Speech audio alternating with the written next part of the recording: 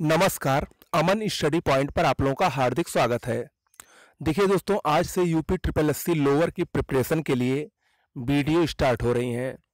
तो सबसे पहले मैं आप लोगों को बताना चाहता हूं कि हमारे द्वारा जो भी वीडियो आप लोगों को दिया जाएगा वो मेरे पहले कहने के अनुसार ही कि छोटा छोटा वीडियो होगा, 10 से 12 मिनट से ज़्यादा वीडियो नहीं होगा। और एक बात आप लोगों से एक रिक्वेस्ट भी है कि मैं जितने भी वीडियो दूंगा, चाहे वो मेरी हैंड राइटिंग में हो या चाहे मैं और कहीं से भी उसको कॉपी स्कैन करके मैं आप लोगों को पढ़ा रहा हूँ, तो वो सब आप लोग एक काम करिएगा, एक नोट्स बुक ले लीजिएगा। और स्पेशली अगर आप लोग उसको लिख लेंगे तो लास्ट समय में वो बहुत ही महत्वपूर्ण सिद्ध होगी। ये मेरा दावा है, ठीक है। और मैंने जैसा पहले भी बताया था कि मैं वही टॉपिक पढ़ाऊंगा जो कि परीक्षा की दृष्टि से सबसे ज़्यादा महत्वपूर्ण हो। तो उसी में से एक आज मैं शुरुआत कर रहा हूं भारतीय संविधान राज व्यवस्था की, ठीक है। भारतीय संविधान को मैं एकदम शुरू से शुरू कर रहा हूं और इस वीडियो में भारतीय संविधान कैसे लागू हुआ और लागू होने से संबंधित जो महत्वपूर्ण बातें थी और जो उससे महत्वपूर्ण तथ्य है उसको मैं आप लोगों के सामने लेकर आया हूं। तो अच्छा लगेगा तो वीडियो को लाइक शेयर सब्सक्राइब करना ना भूलिएगा। इसके अलावा इसकी पीडीएफ आपको हमारे टेलीग्राम चैनल @अमन स्टडी पॉइंट पर मिल जाएंगी, ठीक है। तो शुरुआत करते हैं। देखिए, भारतीय संविधान, हम लोग जानते हैं कि जो भारत का संविधान है ये विश्व का सबसे बड़ा लिखित संविधान है, ठीक है। विश्व का सबसे बड़ा लिखित संविधान कौन सा है? भारतीय संविधान है। अब देखिए, भारतीय संविधान कब लागू हुआ, ये भी प्रश्न अक्सर पूछता रहता है। तो भारतीय संविधान संविधान सभा द्वारा 26 नवंबर 1949 को स्वीकृत, अंगीकृत व अधिनियमित हुआ था। ध्यान रखिएगा, 26 नवंबर 1949 को स्वीकृत, अंगीकृत व अधिनियमित हुआ था भारतीय संविधान। इसीलिए 26 नवंबर को प्रत्येक वर्ष 2015 से भारतीय संविधान दिवस के रूप में मनाया जा रहा है, ठीक है। 26 नवंबर भारतीय संविधान दिवस। अब जैसे मैंने ये बताया तो आप लोग इसको नोट डाउन कर लीजिएगा, ओके। जबकि 26 जनवरी 1950 से पूर्व भारतीय संविधान लागू हुआ था। तो इसमें दो प्रश्न बनते हैं। पहला प्रश्न है कि भारतीय संविधान कब स्वीकृत, अंगीकृत व अधिनियमित हुआ? तो 26 नवंबर 1949 को। और ये कब पूर्णतः लागू हुआ? 26 जनवरी 1950 को, ठीक है। चलिए, अब देखिए, संविधान को 26 जनवरी के दिन लागू करने का निर्णय भारतीय राष्ट्रीय कांग्रेस के द्वारा लाहौर अधिवेशन, जो कि कब हुआ था? दिसंबर 1929 में की गई घोषणा तथा 26 जनवरी 1930 के दिन को पूर्ण स्वराज्य दिवस के रूप में मनाए जाने के कारण लिया गया। इसका साधारण सा मतलब ये है कि 26 जनवरी को ही भारतीय संविधान लागू करने का फैसला इसीलिए लिया गया था क्योंकि 26 जनवरी 1929 लाहौर अधिवेशन में ही 26 जनवरी के दिन संविधान को लागू करने का सर्वप्रथम निर्णय लिया गया था। और इसके अलावा 26 जनवरी 1930 को भारत ने पहला स्वतंत्रता दिवस मनाया था। तो इसीलिए 26 जनवरी को उन्होंने शुभ दिन माना और उसी दिन भारतीय संविधान को पूर्णतः लागू करने का निर्णय लिया गया, ठीक है। अगला है, संविधान सभा का चुनाव अप्रत्यक्ष निर्वाचन पद्धति द्वारा हुआ था। मोस्ट इंपॉर्टेंट है, अप्रत्यक्ष निर्वाचन पद्धति द्वारा, जिसमें सामान्यतः प्रत्येक 10 लाख की जनसंख्या पर एक प्रतिनिधि चुना गया। ये भी मोस्ट इंपॉर्टेंट है, प्रश्न ये अक्सर आता है इसमें। प्रत्येक 10 लाख की जनसंख्या, ये याद रखिएगा, पर एक प्रतिनिधि चुना गया। इसके बाद देख लेते हैं संविधान सभा की संरचना। संविधान सभा में कुल 389 सीटें थी, ध्यान रखिएगा, जिसमें ब्रिटिश भारत 296 सीटें, देसी रियासत की 93 सीटें थी। जिनमें ब्रिटिश भारत की सीटों में कांग्रेस को 208 सीटें, मुस्लिम लीग को 73 व अन्य छोटे दलों को 15 सीटें प्राप्त हुई। जब चुनाव हुआ तो उसमें कांग्रेस को सबसे ज्यादा 208 सीटें प्राप्त हुई थी। 9 दिसंबर 1946 को संविधान सभा की प्रथम बैठक में 9 महिलाएं उपस्थित थी। यहां पर एक प्रश्न और मोस्ट इंपॉर्टेंट बन रहा है कि संविधान सभा की प्रथम बैठक कब हुई थी? तो आपका आंसर क्या होना चाहिए? 9 दिसंबर 1946 को। और उस प्रथम बैठक में कितनी महिलाएं थी? 9 महिलाएं उपस्थित थी।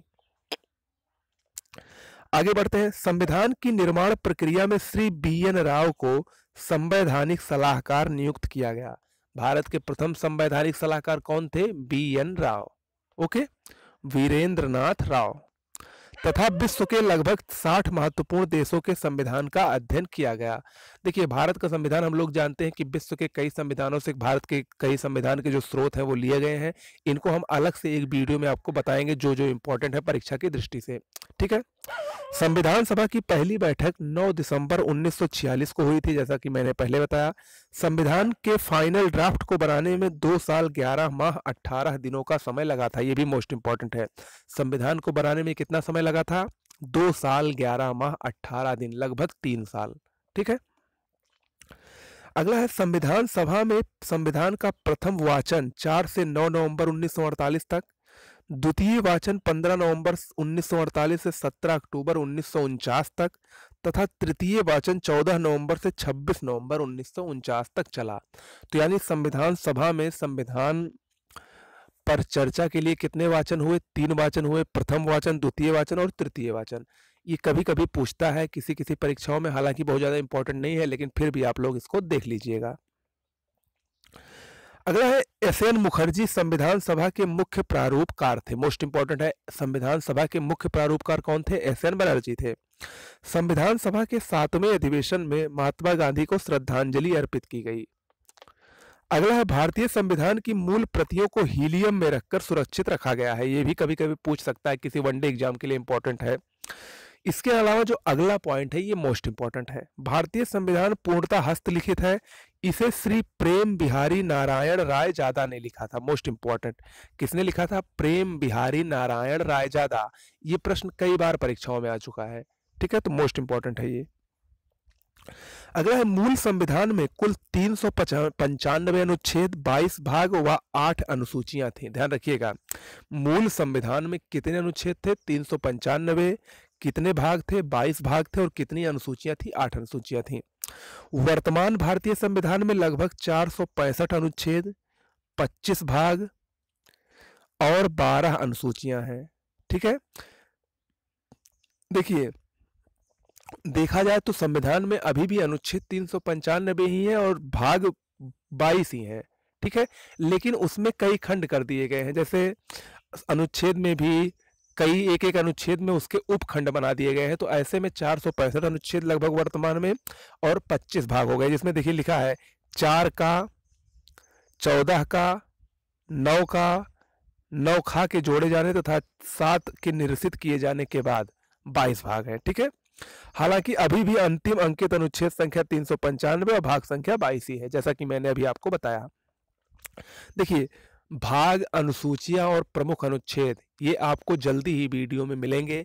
मोस्ट इंपॉर्टेंट है। देखिए, छोटे छोटे ही सही, मैं छोटे छोटे वीडियो डालकर आपको, और मैं जितने भी वीडियो डालूंगा आप लोग ये मत समझिएगा कि ये नहीं इंपॉर्टेंट है, क्योंकि मैं अपने पहले भी बताया है कि मैं सिर्फ महत्वपूर्ण वीडियो ही डालूंगा और जो महत्वपूर्ण टॉपिक है वही मैं कराऊंगा। तो ये सारे इंपॉर्टेंट टॉपिक हैं और खासकर भारतीय संविधान से प्रश्न खूब पूछे जाते हैं, जिसमें जीएस की महत्ता होती है, खासकर लोअर पीसीएस और पीसीएस में। तो इसके लिए मोस्ट इंपॉर्टेंट है, आप लोग बढ़िया से पढ़िएगा। और वैसे भी संविधान से इस समय हर क्षेत्र में, हर परीक्षाओं में प्रश्न सबसे ज्यादा पूछे जा रहे हैं। ठीक है, अब देखिए कुछ और देख लेते हैं पॉइंट। केशवानंद भारती बनाम केरल राज्य 1973, ये मोस्ट इंपॉर्टेंट विवाद है। केशवानंद भारती बनाम केरल राज्य के मामले में अधिकतर न्यायाधीशों ने माना कि उद्देशिका संविधान का अंग है। उद्देशिका यानी प्रस्तावना। प्रस्तावना आप लोगों ने पढ़ा होगा, हम भारत के लोग। ठीक है, ऐसे करके जो पूरा प्रस्तावना है उसके बारे में बताऊंगा। उससे भी संबंधित कुछ महत्वपूर्ण पॉइंट है, 2-3 पॉइंट है, उसको मैं आपको चाहे टेस्ट में करवा दूंगा चाहे वैसे बता दूंगा। ठीक है, तो केशवानंद भारती बनाम केरल राज्य के मामले में अधिकतर न्यायाधीशों ने माना कि उद्देशिका संविधान का अंग है, अतः उद्देशिका में भी संशोधन किया जा सकता है। ठीक है, ये केशवानंद भारती बनाम केरल राज्य के मामले में है, परंतु यह संशोधन आधारभूत संरचना के सिद्धांत के अधीन होगा। प्रस्तावना का प्रयोग संविधान की व्याख्या के लिए किया जा सकता है। तो ये किसमें कहा गया? केशवानंद भारती बनाम केरल राज्य में। कब? 1973 में। अब देखिए, उद्देशिका यानी संविधान की प्रस्तावना में केवल एक बार 42वें संविधान संशोधन अधिनियम 1976 द्वारा संशोधन किया गया है। तो प्रस्तावना में कितनी बार संशोधन हुआ है? एक बार। किस संविधान संशोधन के अंतर्गत? 42वें संविधान संशोधन 1976 के अंतर्गत। वो संशोधन क्या था? उसमें 3 नए शब्द जोड़े गए थे, समाजवादी, पंथ निरपेक्ष और अखंडता। समाजवादी, पंथ निरपेक्ष और अखंडता, ये 3 शब्द 42वें संविधान संशोधन 1976 के द्वारा भारतीय संविधान की प्रस्तावना में जोड़े गए थे, जो कि एकमात्र भारतीय संविधान की प्रस्तावना में हुआ संशोधन था।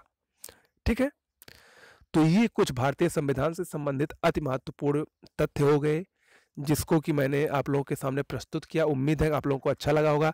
ऐसे ऐसे करके छोटे छोटे वीडियो आपको मिलते रहेंगे, पढ़ते रहिए। बहुत सारा समय है, आप लोग हमारे साथ बने रहेंगे तो निश्चित रूप से इसका पूरा से पूरा लाभ मिलेगा। मैं दावा कर रहा हूं कि आपको इसके अलावा और कहीं जीएस पढ़ने की आवश्यकता नहीं रहेगी। ठीक है, अच्छा लगा हो तो चैनल को शेयर, लाइक, सब्सक्राइब कर दीजिएगा। धन्यवाद।